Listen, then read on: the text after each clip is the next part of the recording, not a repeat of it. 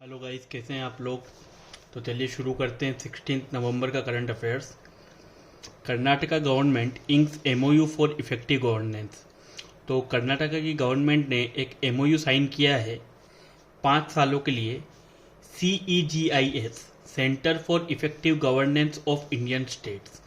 अब ये centre of effective governance of Indian states क्या है?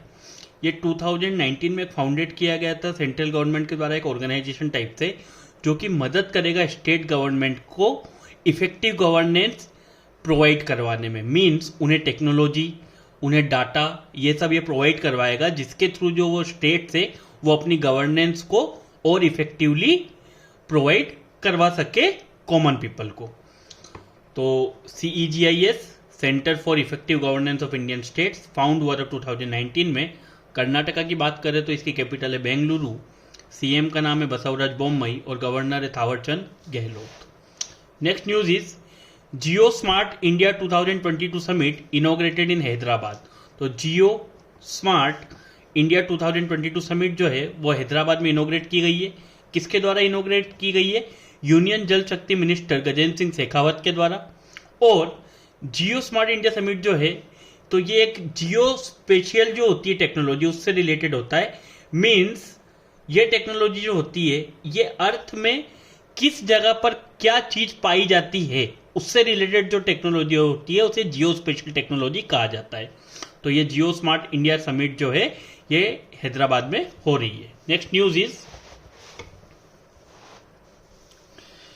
एमपी गवर्नमेंट इंप्लीमेंट्स पैसा एक्ट। तो एमपी गवर्नमेंट ने जो है पैसा एक्ट को इंप्लीमेंट कर दिया है। PESA act Panchayat extension to schedule area, schedule area में पंचायत को एक्सटेंड करना और उसमें जो ट्राइबल्स है उनका जो इन्वॉल्वमेंट है उसे बढ़ाने के लिए ये एक्ट लाया गया था। इट वॉज इनेक्टेड इन 1996 और ये इनेक्ट हुआ था 1996 में।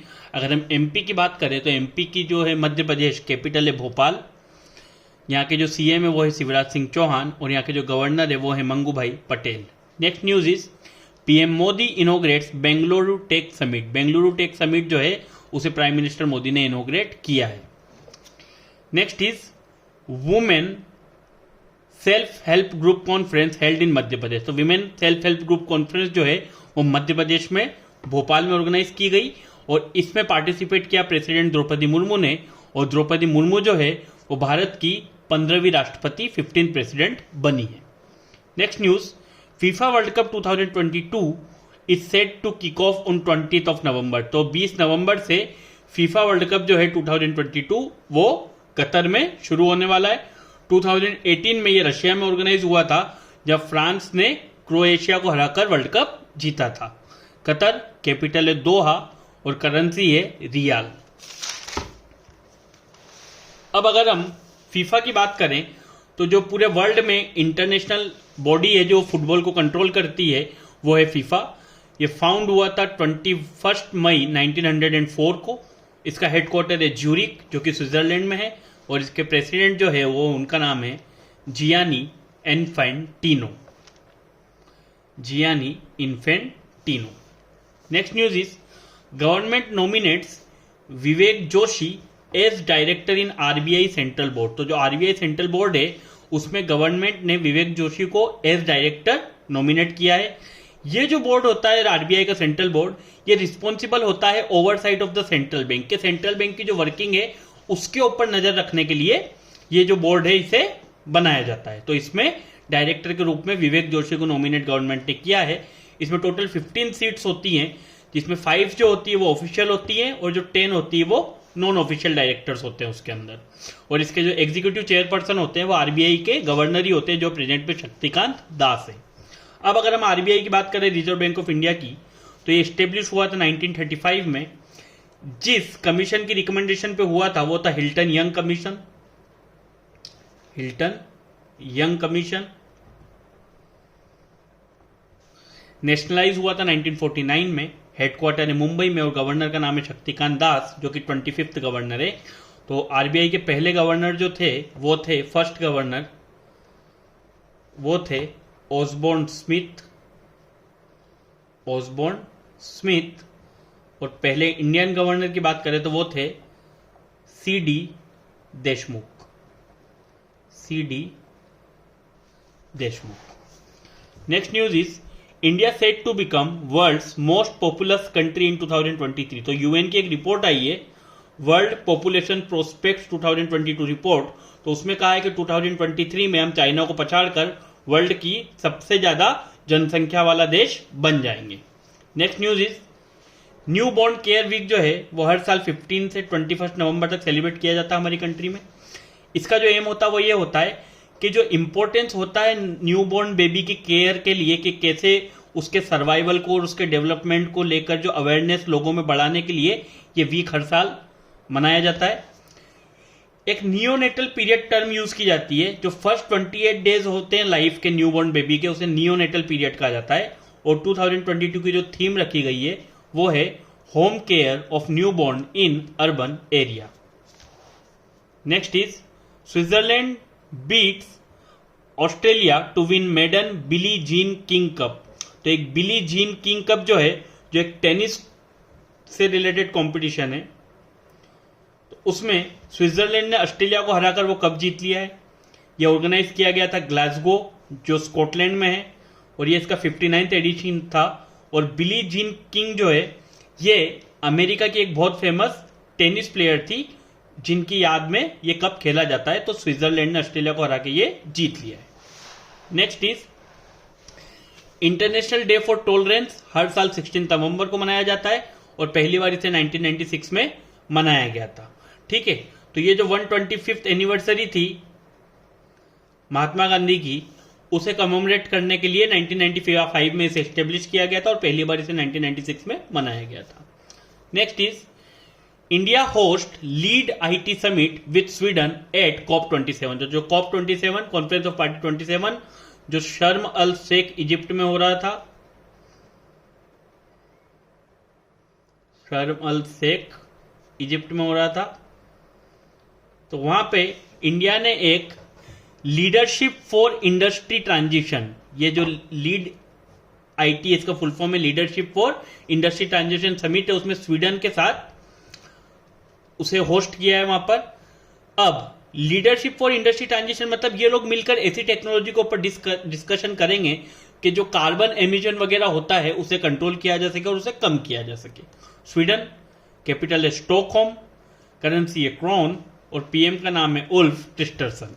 Next is India US joint training exercise Yudh Abhyas to commence in November. India और यूएस की जो आर्मी के बीच ज्वाइंट ट्रेनिंग एक्सरसाइज होती है युद्ध अभ्यास, वो नवंबर में होगा। कहां होगा? उत्तराखंड में।